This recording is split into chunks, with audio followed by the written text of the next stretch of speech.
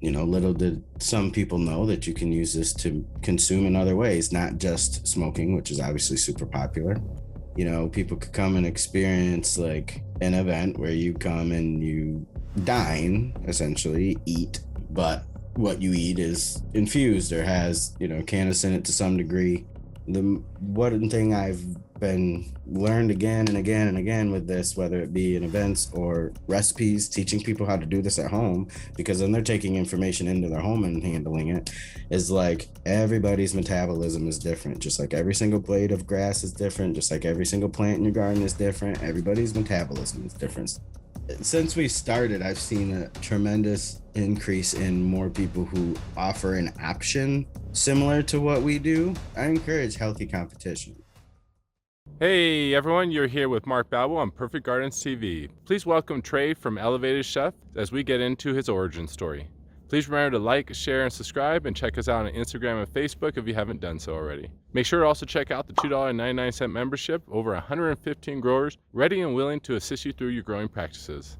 Let's go ahead and get into the video, guys. Make sure to hit the join button on the bottom of every video. So, Trey, pleasure to meet you, brother. My name is Mark Bao over here at Perfect Gardens. Obviously, the industry already knows you, but for our channel, I'd love it if you could please just give us the introduction to who you are and what you're all about. Well, I appreciate you guys having me over here on Perfect Gardens, Mark and Hayes. Again, appreciate the invitation. Appreciate you guys being flexible with my schedule.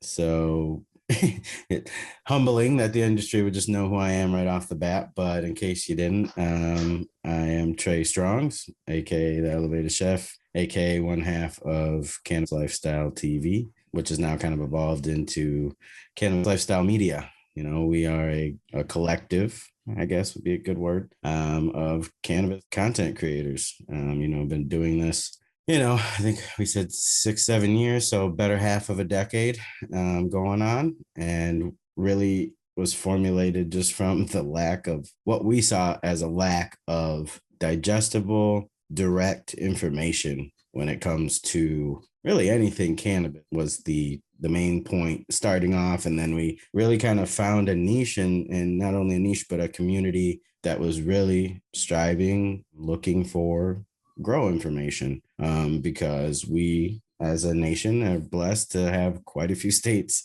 that allow you an option to, even if it's not the easiest way to attain it, but an option to grow your own cannabis. So with my experience and Rob's experience, and I know he'll tell the story of starting with a bunch of guys and kind of just ending with me and him looking at one another and, hey, do we continue to do this and put this information out there? And that's what we've been doing. And it's been great for the community, but also like super eye-opening for us, because you have to constantly learn things, even if it's not necessarily something that you're actively having to learn inside your garden. There may be a prevalent or popular problem out there that, you have to research to, digest and kind of regurgitate this information out to the community. And they've taught us so much. I mean, they're constantly just shutting us down as far as like, we think our gardens are on point, and then we go look at their gardens and we're like, damn, we ain't doing shit. So, excuse my French, but so that's been a huge part of my life, which evolved out into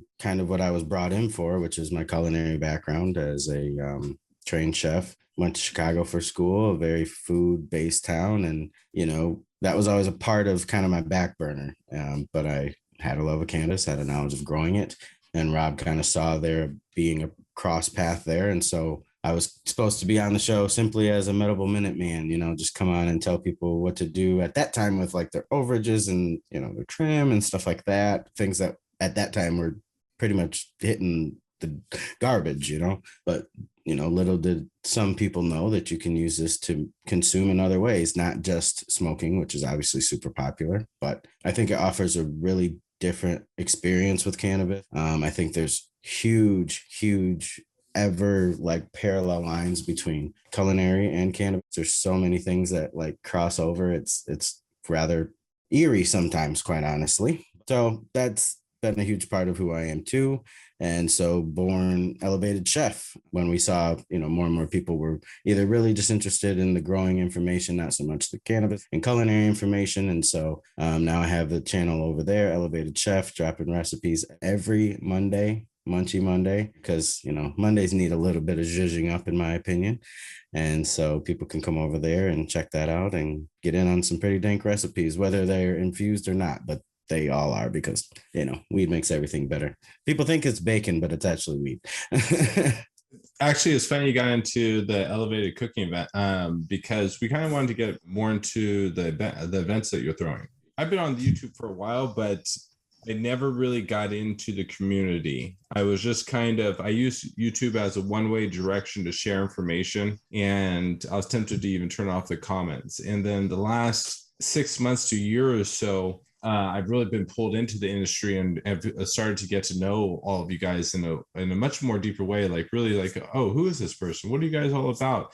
And then realizing wow, you guys are really connecting with a lot of people, really connecting with the community, and keep kind of being a staple to the community, kind of holding it together and keeping the culture intact and alive. And it's just funny too, because commercialism, gets rid of the culture, and it just feels like you guys are keeping that there. And I'd love to get to know more about your events and what they're all about and how often you throw them. So that's kind of it's a third counterpart to everything. I mean, just being honest, it kind of happened by way of smoke sesh, I guess. Like, hey, wouldn't it be cool if people could come and experience like an event where you come and you dine, essentially eat, but what you eat is infused or has, cannabis in it to some degree. And then obviously a level of just that social factor that is pretty prevalent throughout the cannabis community. Obviously pre-Rona more so, but even still, that hasn't really stopped it much as far as like stoners getting together, right? So it's just a social aspect. And I think that, again, that cross line between cannabis and culinary, what more brings you together naturally? There's a lot more people that have sat down to have a meal with somebody than has sat down to, consume cannabis with them. Like that's a much more, it's a universal thing, And so when you bind that with the consumption aspect or the infusion aspect, and then literally consumption of good food with good people and good vibes and good experiences, I mean, it really, to me, when you see these things happening or like are a part of these things, you're like, why the fuck did a bar ever become a thing? Like I go bar and I'm like immediately nervous, like it's just like somebody's gonna act a fool because somebody came in here mixed up before they even ordered a drink or whatever, and not dogging on people who like to have a drink every now and again, because I'm guilty of that too. But I just mean it's such a calmer, inviting experience. And obviously you have to allow a little bit more discretion with what we do. And like I say, so essentially that's how Elevated Social was born. It was just like, hey, I think Rob would say, like, I used to throw a lot of Super Bowl parties, and he doesn't really give a shit about football, but he would come over and we would smoke and he would eat, you know what I mean? So it wasn't beyond me to be able to entertain or prepare food for people. And so that became an Elevated Social dining experience. And we've been going 3 years strong now, and it's crazy. I mean, people really do enjoy that whole experience that I just mentioned. Although people don't always know how to go about it, because look, I'm scared as hell as edibles too. Like I make edibles. I'm the elevated chef. You would think I'm popping, weed in my water, but no, because that shit just hits you completely differently. And that's, although, like I say, it's cut loose and carefree in my environment versus a bar, there's still a liability, because the one thing I've been learned again and again and again with this, whether it be in events or recipes, teaching people how to do this at home, because then they're taking information into their home and handling it, is like everybody's metabolism is different. Just like every single blade of grass is different, just like every single plant in your garden is different. Everybody's metabolism is different. So although the majority of our meals are regulated at roughly 100 milligrams total, and we provide CBD mocktails in order for you to stay as regulated as I can provide, we've had experiences where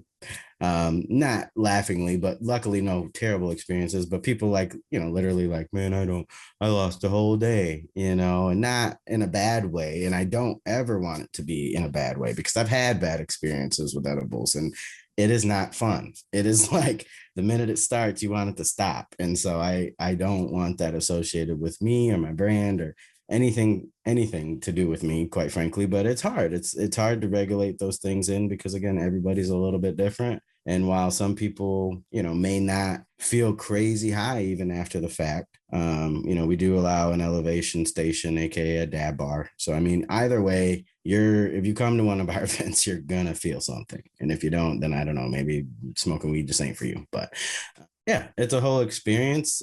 I'm happy to be able to provide it for our members. If you're interested and you're in the Michigan area, you can go to elevated.social and put your information in there, and you'll be notified every time we are providing our members an opportunity for somebody to come and have an experience with us. And I think everybody should experience it at least once. I've had former teachers come. I've had, like your auntie's friend, you know what I mean? People like you would only otherwise see at church or something, you know what I mean? And you're like I had to explain this to Sharon. I was like, are you, there's weed in here, I don't want to have to say it like that, but I just want you to know, because I don't want, again, I don't want you to have bad experience. So if I have to over explain myself, then I guess that's what I got to do. But this is special food. Yeah. Because people like my food just regular without anything in it. And so I didn't want her to be confused. There's people that try to throw these events and they don't cook, and they're not that great at cooking, and it's like, I don't know. I don't want to get food poisoning.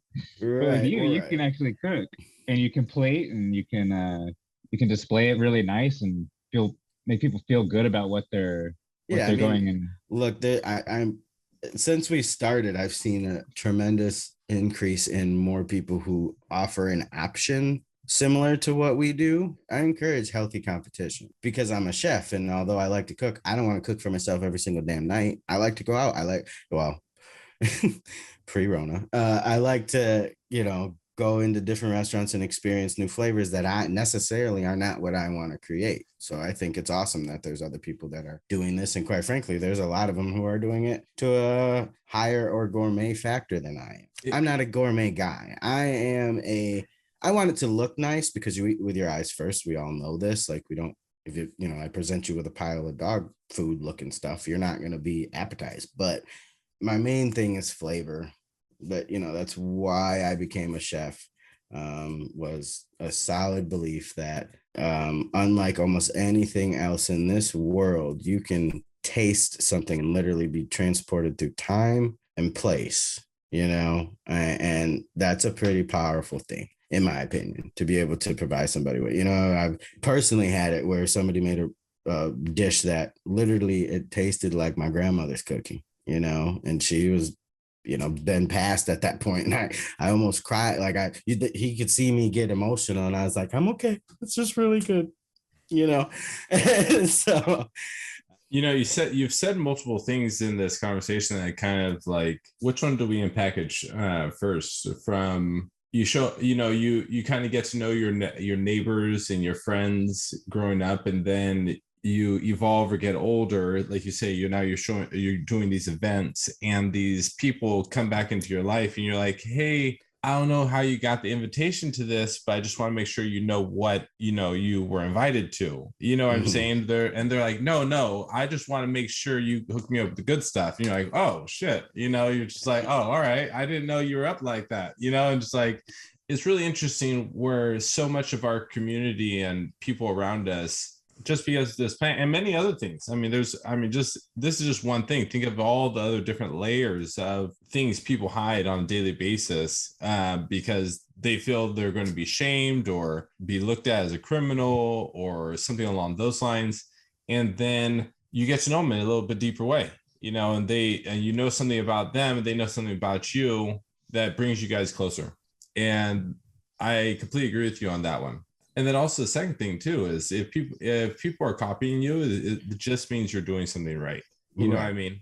And you gotta loop back to that. And like you said, the other people are going to be able to observe what you're doing and be able to remove the things that possibly are not necessary to them And like you said, like they're not as connected to the community. So as they kind of slim things or remove things from their program or from their business structure, they're also detaching themselves from the culture, right? And that's what we're talking about too. And who knows where it goes? Who knows how connected they are to the culture? So it's hard for me to even say what is the culture. But it was just a couple things you said there I thought were really interesting. And yeah, you're right. Breaking bread. I mean, Jesus, like how long? I mean, Jesus Christ, the Bible. I'm sorry to use your name in vain. You know, I was like, we're talking about breaking bread right there. Yeah, whatever you gotta do. Yeah, whatever. All right. Yeah.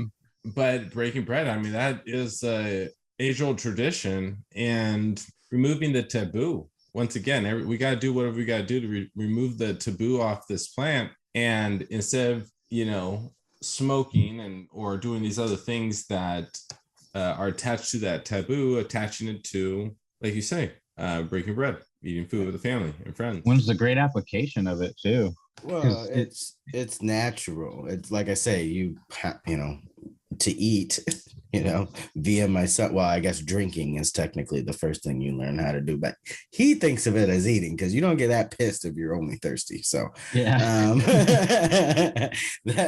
That being said, it's one of the first nourishments that you realize before you know what realizing even is, and then eventually whenever you get beyond the chicken nuggets and pizza stage, you realize, hey, there's and hopefully that stage of your life is short, but like you realize, oh, there's so many other ways to enjoy not only eating but culture. Like think about even just DoorDash. How many different selections are there on top? You know what I mean? It's like, what are you feeling? What do you go to? What is your gut is one thing, your hunger is one thing, but what you choose to feed or fill that hunger with is another.